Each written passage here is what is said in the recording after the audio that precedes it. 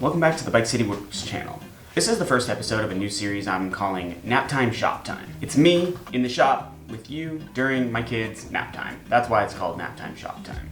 If you're anything like me and you have young kids under the age of 7, you'll know that running after them is pretty much my full-time job in addition to my full-time job. And so nap time is really the only time when I have to come out here in the shop before they go to bed. The deal with that, however, is I can't turn on a power tool any larger than a router. So I'm gonna use this time to sort of bring you into my shop, tell you what I'm working on, look at some cool stuff, talk about woodworking in general, and just have some fun. So if that sounds good to you, grab a cup of tea or coffee. I'm a shy guy in the middle of the day, and let's go. The first thing I want to talk about today is this Lathe disc sander. If you saw my video, you'd know it was pretty cheap to build. It runs off of my lathe. Mine's a 12-inch disc sander.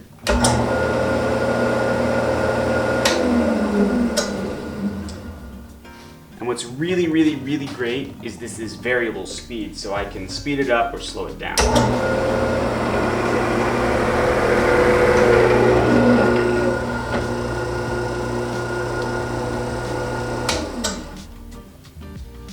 I really think this is a great tool to have, not just to have in general, but to have on your lathe because it saves floor and table space. I don't have to have a dedicated sanding station now. I can easily pop this on when I want to use it and take it off when I don't. So let's see how fast it takes to remove it.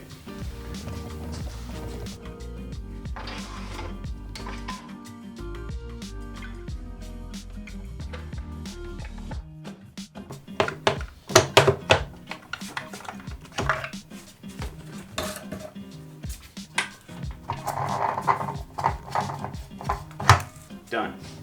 Seriously, with an operation that quick, it almost doesn't make sense to have a disc sander in any other fashion.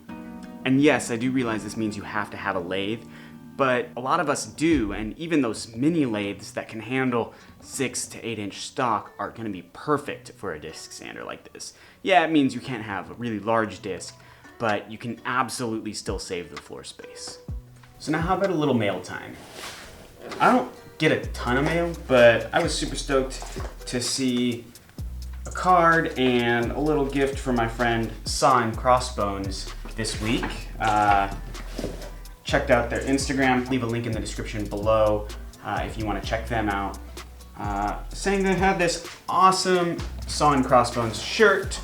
I'm just bummed I have to wait to wear it because it's long sleeve and it's about to be 110 degrees here for about 3 months. In any case, thanks John and Saw and Crossbones.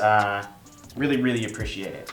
Now let's talk about what I'm working on. I always have quite a few projects kind of in the works, from videos to new projects to shop projects. The first one I'm working on is this router bit cabinet. I happen to have a ton of router bits, and they aren't just in this nice big box.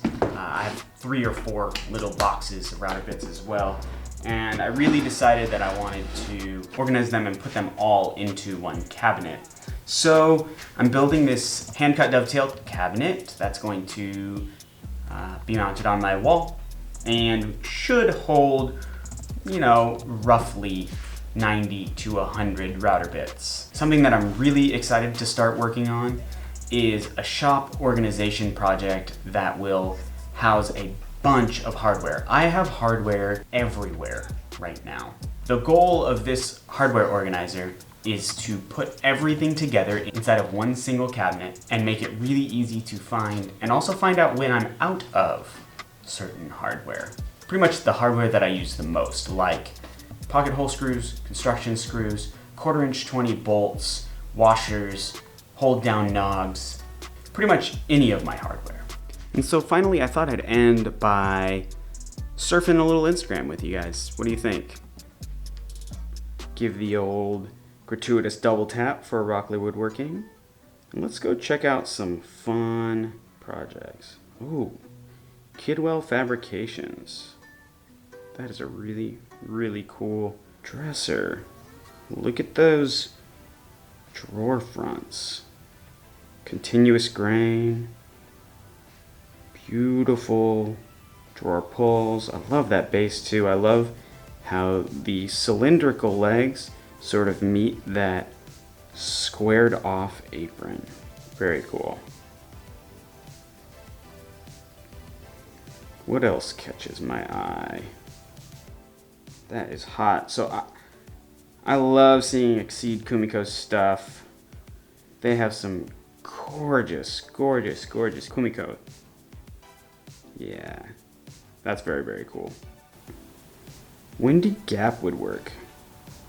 That's a really, really cool bridle joint. Man, I'm gonna save this one because I think that could be really, really great. Scrolling, scrolling, scrolling. Very beautiful tea boxes by Church of Birch. I dig it. Oof.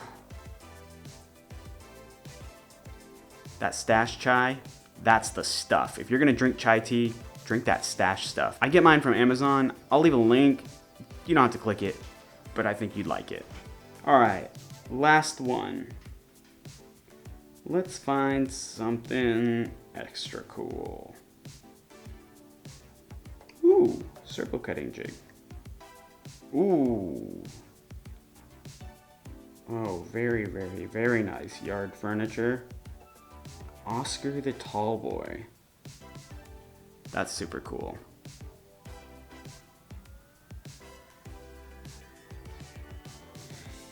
Okay, so two things stand out.